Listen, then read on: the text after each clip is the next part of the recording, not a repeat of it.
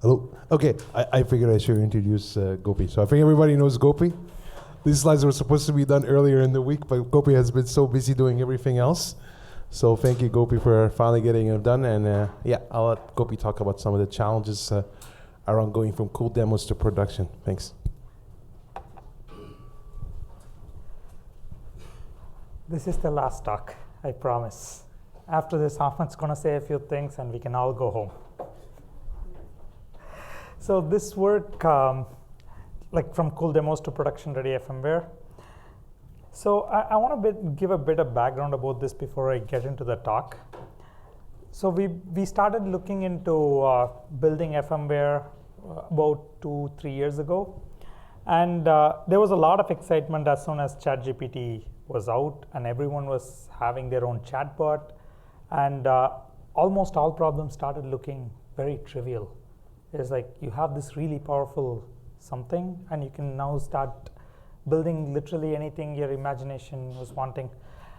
And that's like most of you here now know that that's not the case, and everybody has like kind of hammered down on a lot of problems.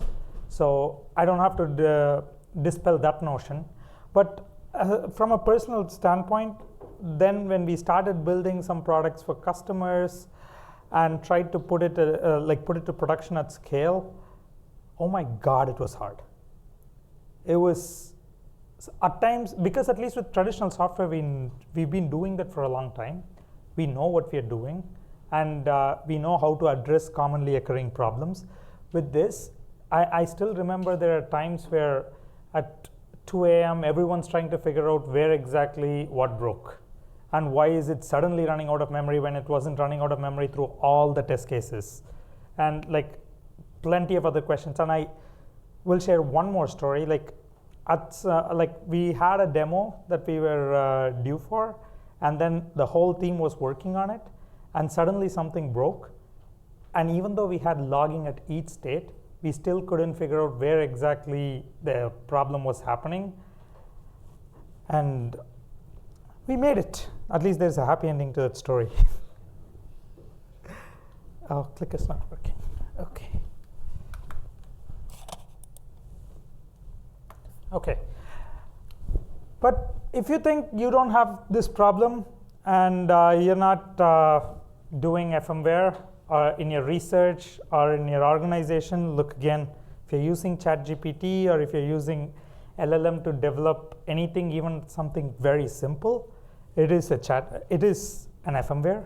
And I don't have to run through these numbers. I think Goldman Sachs has been spoken so many times. I'm not going to talk about it again. But the thing that I do want to talk a bit more about is FMware is it's a systems problem. It's not a standalone software problem. Like in one of our earlier works, we kind of discussed that FMware is more than just a single model. It has multiple generations of software in it, and Ahmed also touched upon it in day one. And this view is agreed upon, like the people over at Berkeley have similar kind of view, and they consider these FMware as compound software systems.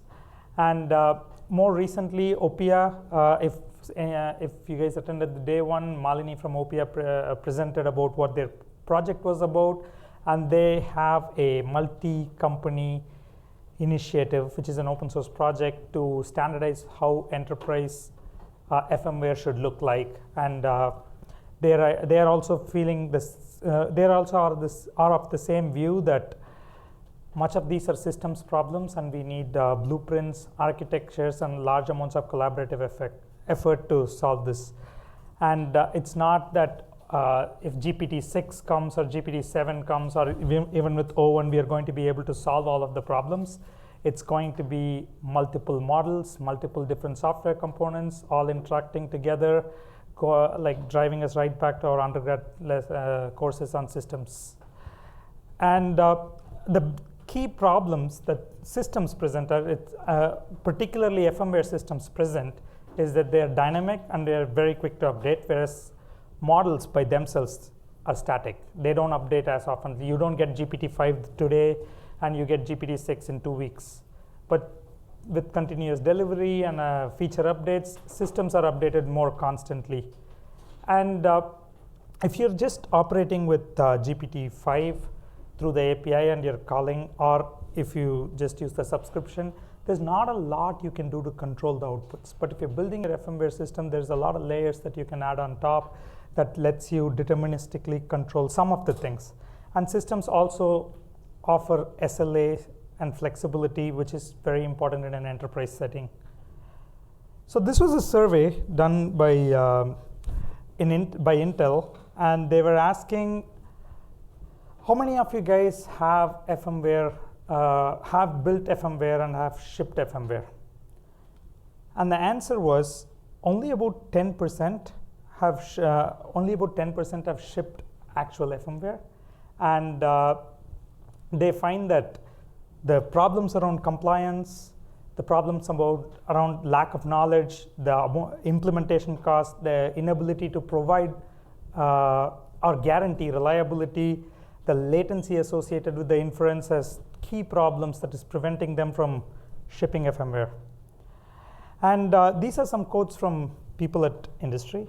I would like to draw your attention particularly to the one by Microsoft, where they said testing was becoming so much costly, especially the automated testing, that they had to stop running the things over and over again, which was never the case with traditional software. We used to just hit run until all the tests passed, and we just waited for things to fail. And another example of how hard it is to productionize a system as opposed to building something that looks fancy is self-driving car. I think self-driving cars early demo came around 2008, 2010, and still, even now, full self-driving car is not completely approved or is out there, as far as I know at least. And Andresh Karpathy also kind of said something similar. So demos are easy, going to production is hard, there's a lot of challenges, and I just wanted to plug our earlier paper, which identifies the software engineering related challenges in building any kind of FMware, and we identified a few of them.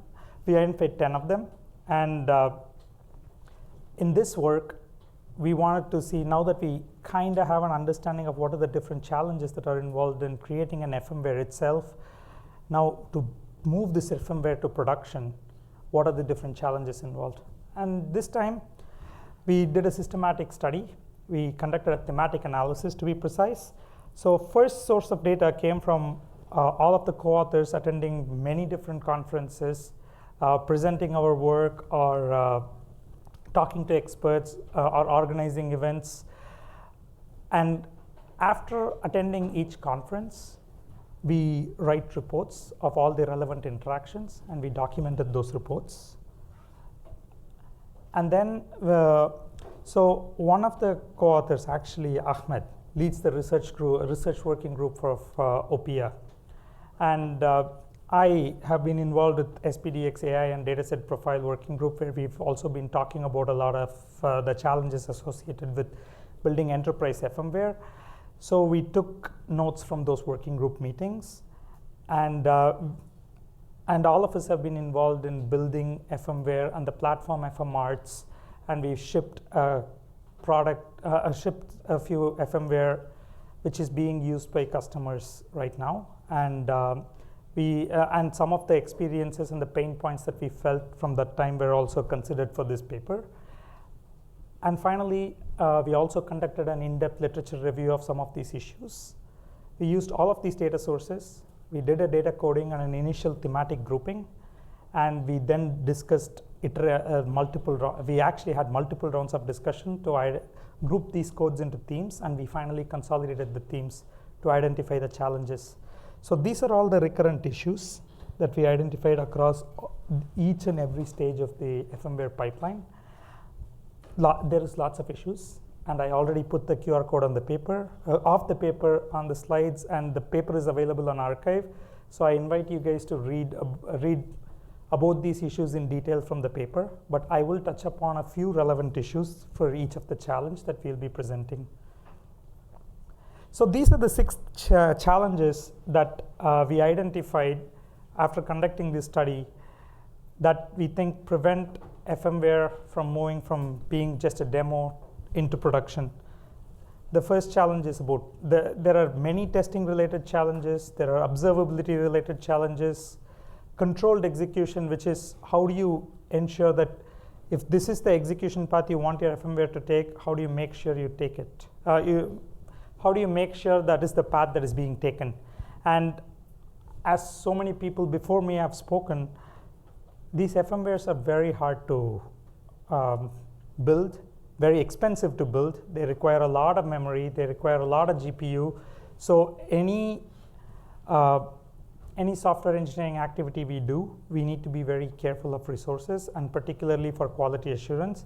And then we also have to, we also have a lot of challenges in how we integrate the feedback, learn from the feedback, and build a flywheel. And finally, how do we provide built-in quality for some of these systems? So the first challenge, so this is how I'll structure the issue, structure the rest of this talk. And I am also aware that this is the last talk, and I don't want to take up too much of your time. And I'm actually glad this is the last talk, because a lot of these issues and the state of practice have already been discussed by many of my prior talks. So the ones that are not repeated, I will go into it, but the ones that are repeated, I will try not to spend too much time on it. But for testing, since the outputs of FMs are usually non-deterministic, it's very hard to write unit tests, particularly assertion-based unit tests, because things can change. And there could be semantically similar outputs that are true for a case. And this complicates the process of writing simple unit tests, which is fundamental in ensuring that we build a system that's production ready. And then there has been a lot of papers, a lot of people who use text-based evaluation metrics to estimate the quality of the output. So something that looks semantically correct or with a high blue score doesn't necessarily mean the output is correct. And they overestimate the quality. We end up overestimating the quality if we use one of these textual similarity scores. And when we actually end up shipping it to production, it won't work the way that we want it to, because the metric is just not evaluating what we want it to evaluate. And finally, we don't have enough automated testing capabilities. As Ben spoke earlier, and Kirill also mentioned, it's all vibe-based development. So it's very hard to define what are the sequence of tests that needs to be run. So doing and existing tools often miss the complexities involved. And the state of the art has focused either on assessing what are the benchmarks, or providing methods on how to evaluate the model's output, or it's traditional software testing. But just creating a benchmark is not necessarily evaluating a model, as we discussed a lot about how benchmarks are inadequate and how at many times benchmark doesn't capture what we want it to capture. And typically, when you're building a application for production, its performance on a bunch of benchmarks is not going to tell you much, except for the fact that it's performing well on that benchmark. You need it to perform well on the data that you have, which means you need your own benchmarks, or you need your own benchmarks to begin with, but then you need a lot more on top of it to ensure that the system is going to meet all the requirements of the user or users. And similarly, evaluating the underlying model alone is not enough. You could have the best performing models wrapped up on top of agents, and you can have all the agents in your FMware, and things could go horribly wrong still. So what we think are some of the technologies that we need. So I don't have solutions. None of us do. Like we think, so this whole paper is what technologies do we need, or we think we need to address these challenges. And some of these technologies that we thought we needed, some of my colleagues presented earlier because they've been working on it for a while. So first thing is we need automated test generation capabilities, where we use metamorphic testing. But right now there is some work that uses handcrafted rules to generate metamorphic tests for FMware. But the problem with it is it doesn't scale and it's very hard to do it manually. So we envision a pipeline where user feedback and domain knowledge are used collaboratively to automatically come up with metamorphic relations, and we use that to conduct metamorphic testing for FMware. And the next key technology that we need, that we think we need, is AI as a judge framework. Yesterday, Justina presented an excellent comprehensive overview of what are the problems that are associated with using AI as a judge to evaluate FMware. So I'm not going to go too much into it, but the key thing is many times AI as a judge evaluator is very superficial, and it is prone to a lot of bias. So we need a framework where we can tailor the prompts easily. We can move beyond simple accuracy and focus on consistency, compliance, format, all at the same time as a part of the framework. And we need to be able to efficiently judge, efficiently fine-tune these judges on the fly, if possible, using curriculum as the abstraction to guide the fine-tuning rather than providing data sets for fine-tuning at each point in time. The second challenge that we have identified was about observability. Observability in general was very hard to do, especially because, as I was explaining my story, we did not know where the failure came from, and it's so complex to determine the failure rationale itself. Is it coming from the prompt? Does the model just suck? Or is one of the hyperparameters bad? Or is the temperature just making things worse for us? Or is it a traditional systems problem where someone did something wrong? And because even the logs or the telemetry methods only focus on capturing the software system details and not the cognition or the plan or the FM internals, it becomes really hard. And that is the other problem. That is the problem with lack of FMware native observability tool too. All the tools that is out there kind of focus on traditional latency metrics and throughput and things like that, without focusing on FM specific or FMware specific traits. So Ben presented this earlier this morning. I just wanted to re-highlight that. As you can see, a lot of the metrics, observability metrics that are captured by current LLM-based application development frameworks or LLM observability frameworks only focus on capturing the low-level details, collecting traces, runs, which kind of whatever calls the FMware makes, what data is retrieved from VectorDB, and stuff like that. And one of the most advanced tools that we've encountered in this area is the Microsoft Power Automate. It kind of tries to capture the reason, but it still has a long way to go, in the sense that it doesn't necessarily give all the rationale or the planning steps behind it. So to better do observability for FMware so that we can make FMware production ready is, one, we first think we need a general observability framework that captures the functional metrics, the cognitive processes, and which enables tracking the decisions that a model makes, or the different decision-making stages. Say, for example, you have an agent that is about you booking tickets for wherever you want to go. And you just say, find me cheap tickets to go from Canada to India, and make sure you stop over in an interesting country in Europe. And it makes a route, or you're not able to get the final ticket. And if you're looking to debug it, and you want your observability to not only say what are the system problems, but also say this is the plan I came up with, and this is why I think this was an interesting place for you to visit given these constraints. And I also know so many things about you. For example, I know that you really like history from all the analysis that all the interactions that I have about you. So I think it will be really cool for you to stop in Italy. But without knowing all of these details, it becomes very hard for us to debug an FMware because we are relying on FMs making a bunch of decisions, which is acting as a black box.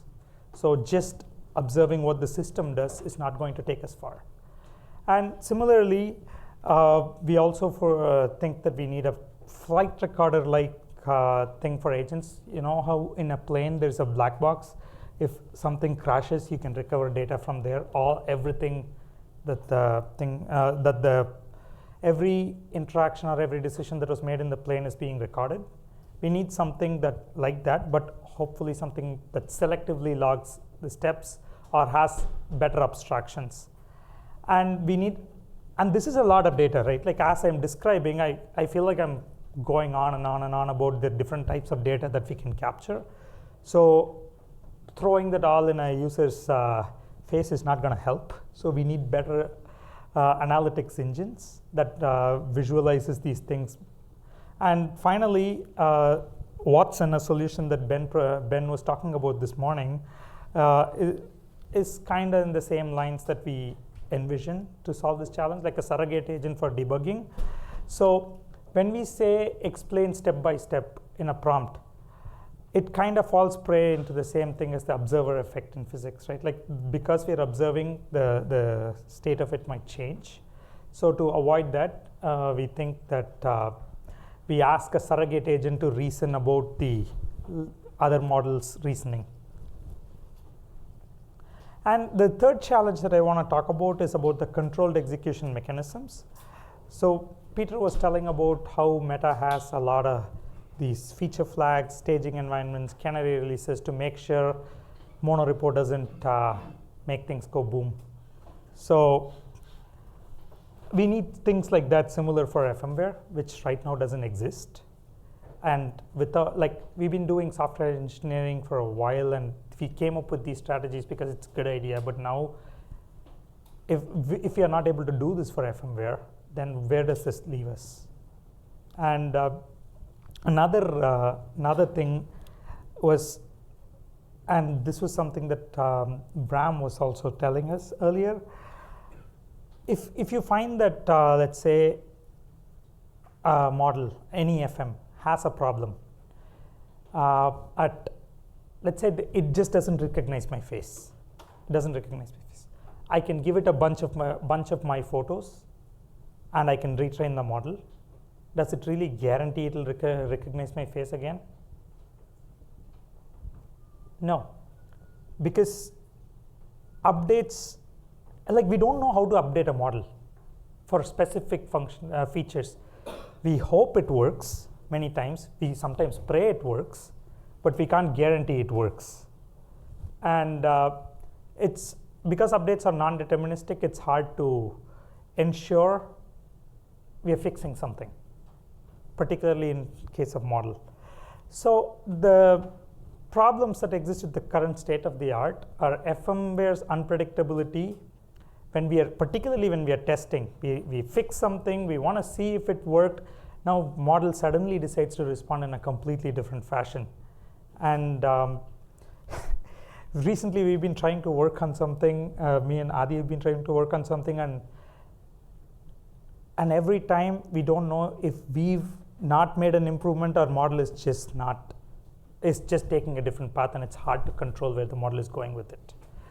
And so we need and there is lack of repeatability, which is kind of the same problem, but one in which there's diverging paths being taken, and another in which you found the right path, you can't always ensure that it will go through that same path. And the other thing is many times we are accessing GPT or some cloud-hosted model where they give you a release note about this is all the updates are about. at least many of us haven't been really able to translate what those release notes mean and what does it necessarily translate to into features or bug fixes. And in Hugging, if you're looking at Hugging Face, many times these release notes are non-existent and the version number is a nightmare. So it makes controlled execution really hard. And the challenge, the technologies that we think we need are, so there's a issue with the slide. As Ahmed was saying, I was doing it at the last minute, my mistake. And so we need a controlled execution framework where we can say we can ensure repeatability and variability, and we need a repeatable execution framework. And more importantly, one of the nicer things about FM is also its generative capability, right? So we don't want to completely take it away because we have a lot of use case for it. So we need to be able to guide the exploration, and that is the key, instead of just letting it run wild.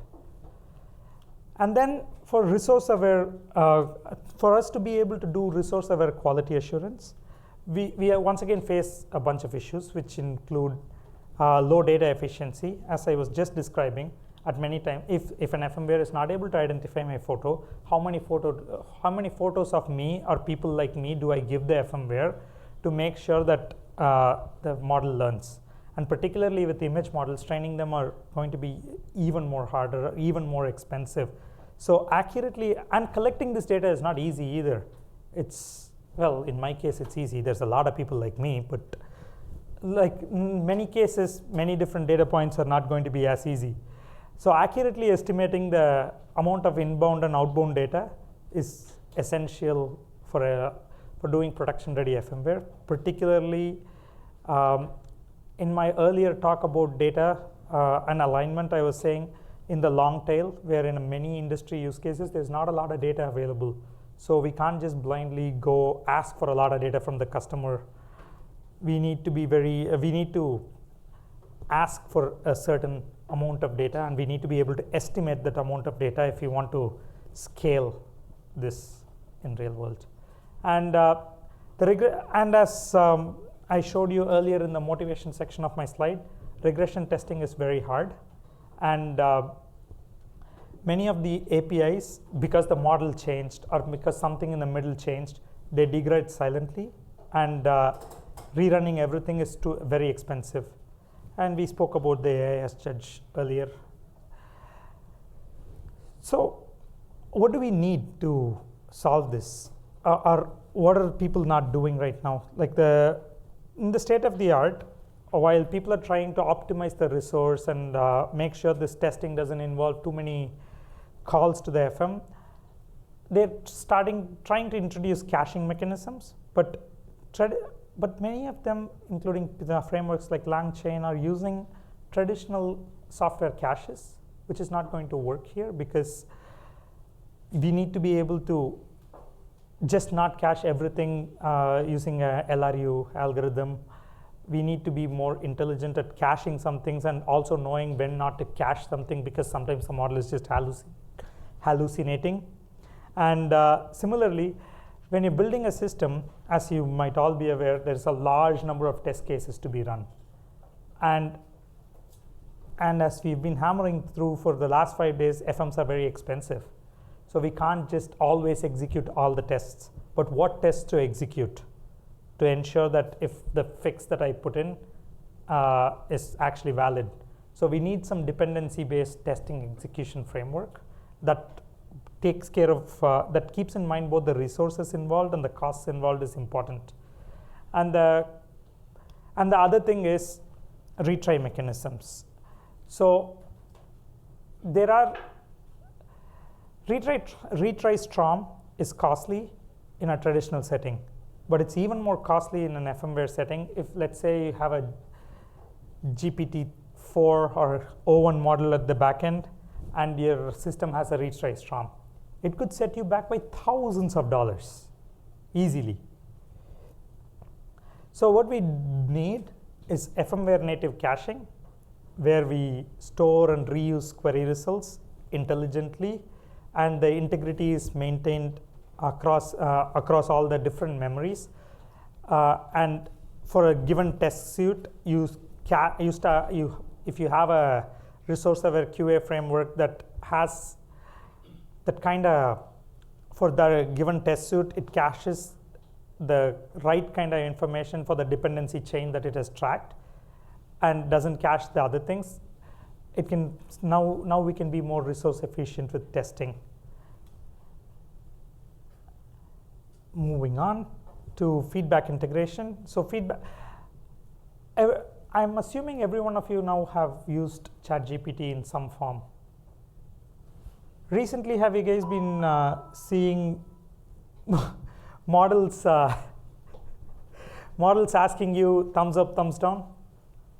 That was kind of old, but now ChatGPT, annoyingly, every third response, it asks me, do you prefer response 1 or do you prefer response 2? And response 2 takes a long time to generate.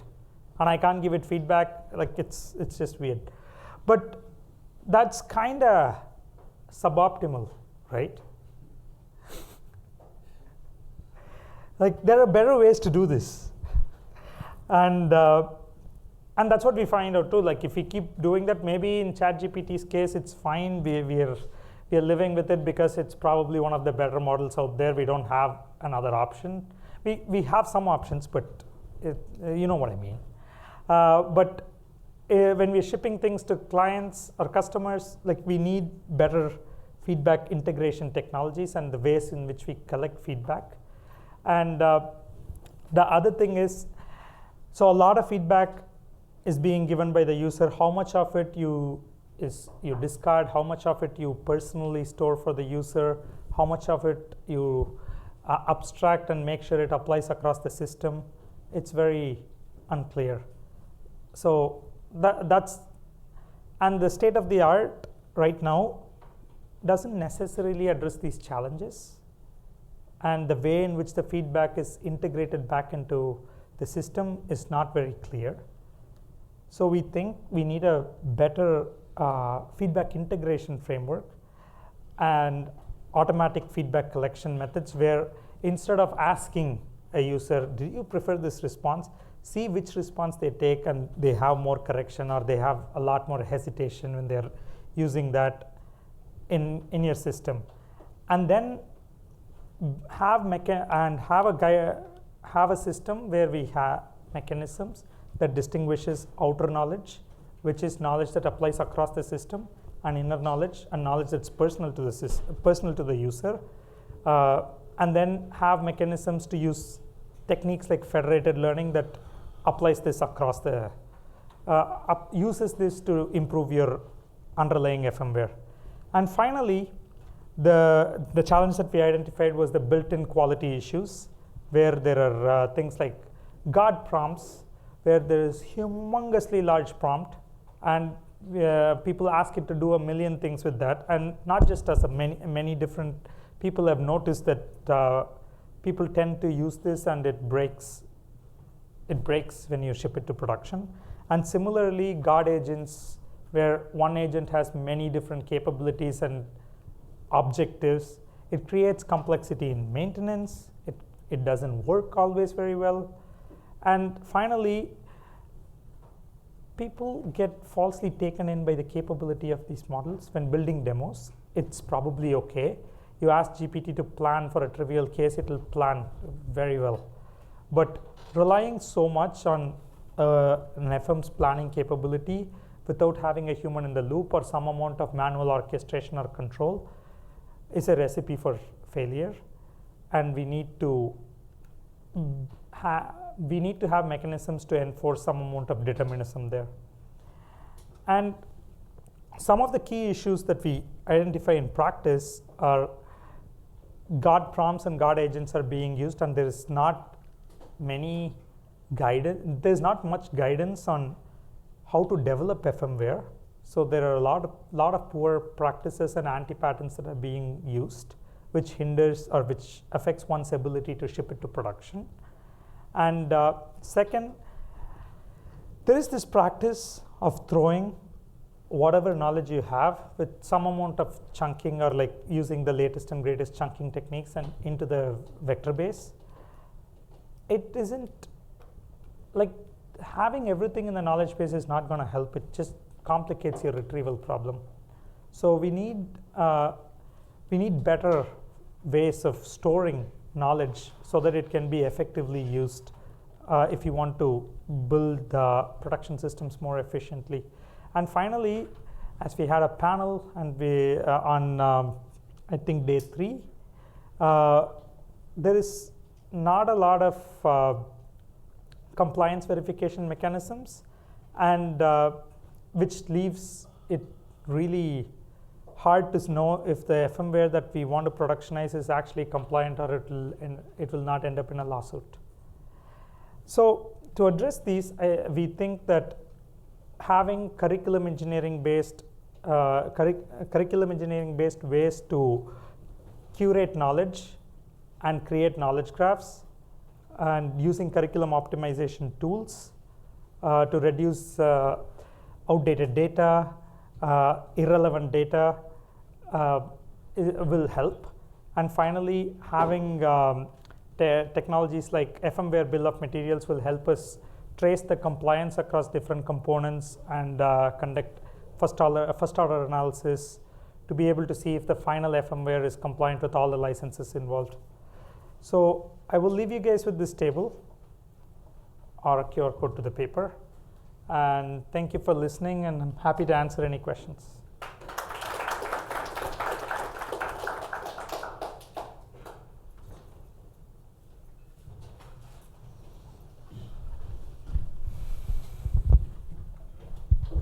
Hi, Gopi. Thank you for the very informative talk.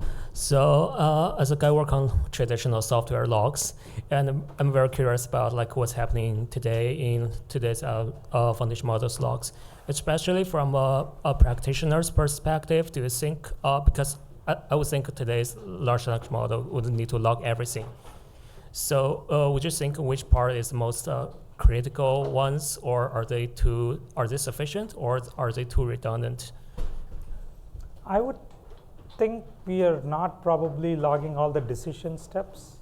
Like we are seeing, okay, call was made to the LLM, and we received response from the LLM. This was the latency. This was the amount of time it took. But we are not necessarily logging what steps were taken, what was the particular decision that was made, what were the decisions that were not considered, and more semantic logging and less just system logging is going to be key, I think. Okay. Do you think the current the information being logged is sufficient to provide just to ensure the observability as we talk? No. And do you see any suggestions or from practitioners? So the surrogate, the using the Watson or the surrogates to observe the reasoning is a nice step forward. Okay, sounds great. Thank you. It's an open area. Like we just wrote we just tried to identify what are the challenges. So we need to work on solving them. Perfect. Thank you. Thanks.